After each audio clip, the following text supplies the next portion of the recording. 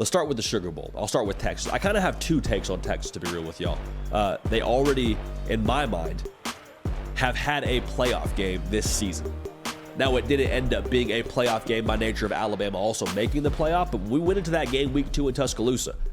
The thought was, hey, regardless of who wins, there will be massive playoff implications. And so the reason why I think that's important, they got a rep at a playoff game. They got it on the road. This will be a neutral site when they play New Orleans. And I'll tell you what, Texas fans, they will travel to NOLA. Let's just make that very clear. So this will be the second time they get a rep at a playoff game, counting Alabama as that first playoff game.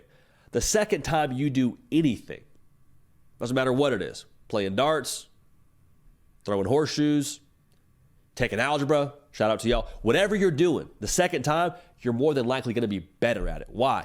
Less of a learning curve. The external factors that go into something like a college football playoff game will be dialed back a little bit because you've already had that massive spot. You've already had all the emotion and the hoopla on the outside looking into your game. And you had it on the road in the SEC.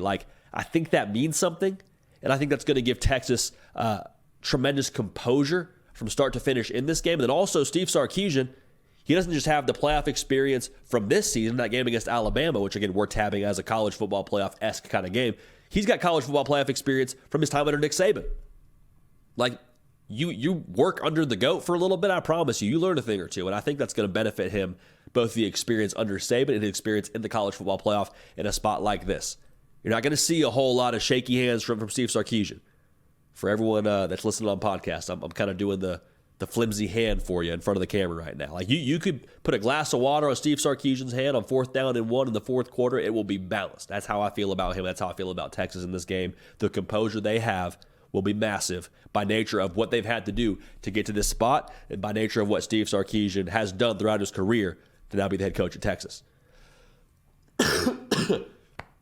Quick cough break there. Not a coffee break, but a cough break. So shouts to y'all on podcast for enduring that with us. All right, other take for Texas in this game. And we said this during our preview, but I kind of want to hammer it home on our final take, if you will.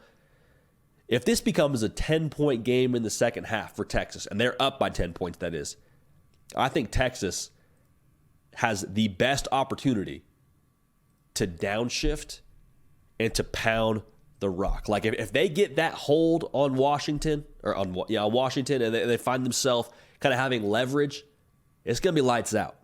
Because Texas, the way they're built, they can squeeze a little bit now. They can hum you a little lullaby and put you to sleep by nature of what they have up front on the offensive line, averaging right around 200 yards a game. I would say they're close to 3 deep in that running back room, meaning they're not going to get tired.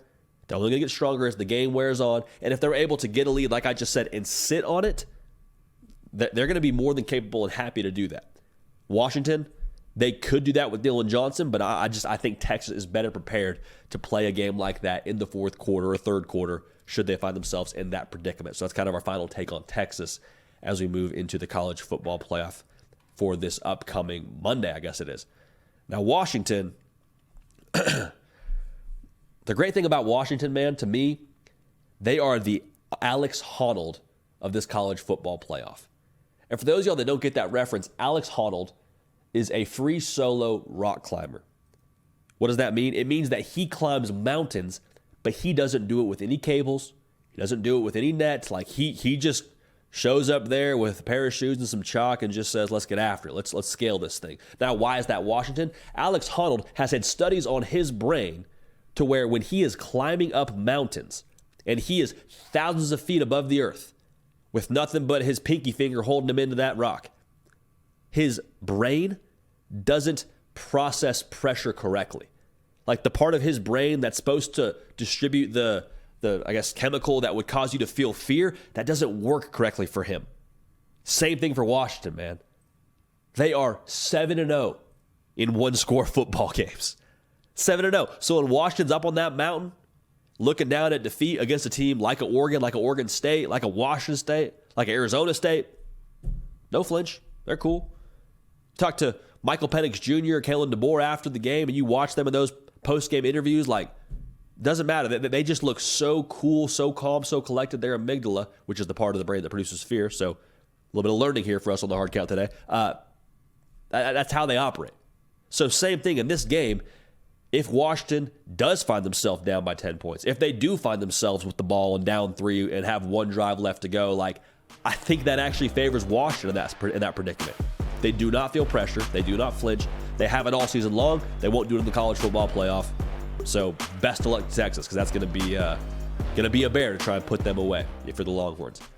Hey y'all, thanks so much for watching. Subscribe to the channel here to make sure you don't miss an episode of The Hard Count. Also be sure to check out other videos on the On3 YouTube channel.